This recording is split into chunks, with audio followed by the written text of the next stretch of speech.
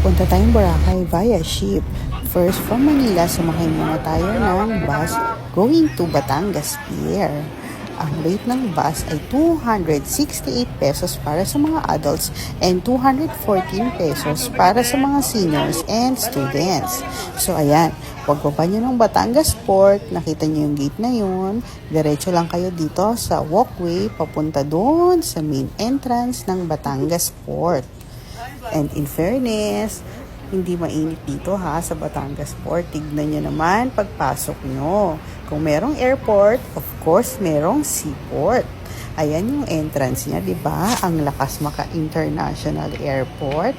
Meron din silang scanner para sa mga baggage and manual inspection para of course ma-make sure ang safety ng bawat passengers. At nakikita nyo ba yung trolley ko? O, diba? Hindi lang sa NAIA merong trolley para sa mga luggages. Meron dito sa Batangas Pier.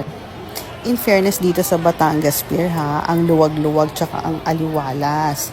Tsaka hindi mainit. Aircon naman siya pero sobrang init lang talaga ng panahon.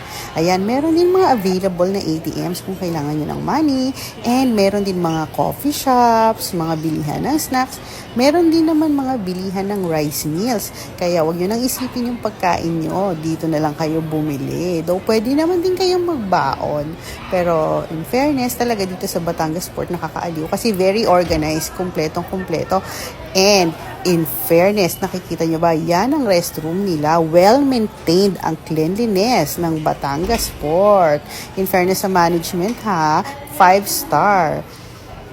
So pagpasok namin, hinanap ko tong ticket book ng Starlight Ferries. Kasi bumili na ako ng ticket in advance dun sa Buendia. Ayan yung rate nga. For your reference, pinalitan nila yung printout ko nitong boarding pass. Yan doon yung ibibigay doon sa boarding area at sa barko. After yan, diretso na kami doon sa bayaran ng terminal fee for only 30 pesos. Ganyan kaganda ang port ng Batangas, ha? So, ayan. Papasok ka na ng boarding gate. Pinakita mo na yung payment for the terminal fee. Ang ganda rin ng boarding gate, diba? Ang Lakas Maka Airport. In fairness, air-conditioned din tong nila boarding area, ha? Ayan, sobrang lawak ng boarding area nila. Dito rin dumadaan kasi yung mga papunta ng Romblon, ng Ojonga, ng Calapan, kung magpo-Puerto Galera kayo. So, ayan, boarding time na. Pumasok na kami. Naglalakad na kami papunta doon sa sasakyan namin na Starlight Ferry na ang pangalan ay MV Trans Asia. Personally, excited ako kasi first time experience to na magbabarko kami papunta ng Boracay. This is my 4th time sa Boracay pero ngayon lang ako magta-travel via barko. So, ito pala ang feeling. Ayan. So, pag-akyat, bahala na daw kayong pumili kung anong mga bunk beds ang gusto nyo. Kasi akala ko naman, kaya ako nag-purchase in advance para makapili ako kung saan beds kami ma-assign. Nga pala, yung ticket na binili ko ay may kasama ng meal. In fairness, masarap naman yung meal. Rice, tapos may kasamang ulam. O, hindi lang sa airport, merong safety demo. Meron din dito sa barko. Diba? Pak na pak. Para alam natin ang gagawin natin in case of emergency. Hindi tayo magpapanik tulad sa aeroplano. Tinuturo nila kung ano yung gagawin in case. So, ayan na. Nag-umpisa ng mag-sail ang barko. Umalis nga pala kami ng Batangas Pier ng around 7:30 ng gabi. In fairness, impunto rito ha. Walang delay-delay.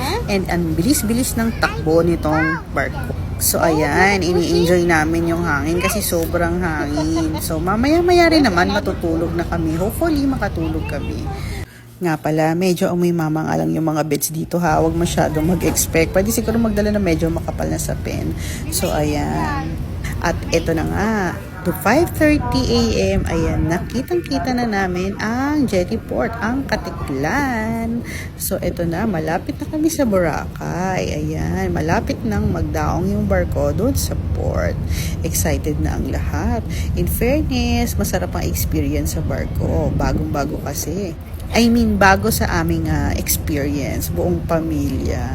Masasabi ko naman na nag-enjoy kami. Tsaka hindi ito yung tulad sa aeroplano na nagmamadali ka kasi baka maiwan ka. Sa tingin ko, itong biyahe nito ay mas chill kaysa nung nag-aeroplano kami. mas relax kasi nakaupo ka lang sa bus, ngayon nakahiga ka naman sa barko. Ayan, nagsa-sightseeing, nagmumuni-muni kasi malapit na sa Boracay. Thank you Lord nga pala sa aming wonderful at safe trip. This is our first time and hopefully this is not the last. Ayan na talaga, malapit na ang Boracay.